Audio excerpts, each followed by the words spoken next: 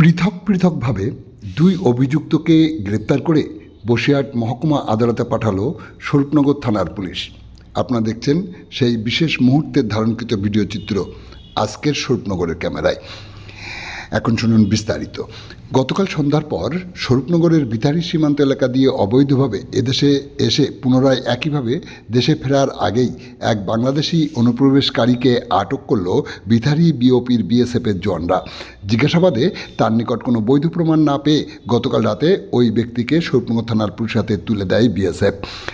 Police তাকে গ্রেপ্তার করে। পুলিশ সূত্রে জানা যায় তার নাম চিরঞ্জিত জোয়ারদার, বাড়ি বাংলাদেশের খুলনা জেলায়। অন্যদিকে চারঘাট বাজার এলাকা থেকে এক যুবককে গ্রেপ্তার করে পুলিশ। তার নাম বিপ্লব মণ্ডল, তার বাড়ি চারঘাট কাহারপাড়া এলাকায়। তার বিরুদ্ধে মারামারির অভিযোগ ছিল। সে পুলিশের নজর এড়িয়ে চলছিল। আজ সকালে সে যখন চারঘাট বাজারে বাজার করতে আসে, চারঘাট তদন্ত কেন্দ্রের পুলিশ তাকে গ্রেপ্তার করে। আজ সকালে একই সাথে ওই দুই অভিযুক্তকে গ্রেপ্তার করে বসিরহাট মহকুমা আদালতে পাঠায় স্বরূপনগর থানার পুলিশ। আপনারা দেখছেন সেই বিশেষ মুহূর্তে ধারণকৃত ভিডিও চিত্র আজকের স্বরূপনগরের ক্যামেরায়। আমাদের সাথে থাকুন আর পরবর্তী আপডেট পেতে চ্যানেলটি সাবস্ক্রাইব করে সাথে থাকুন।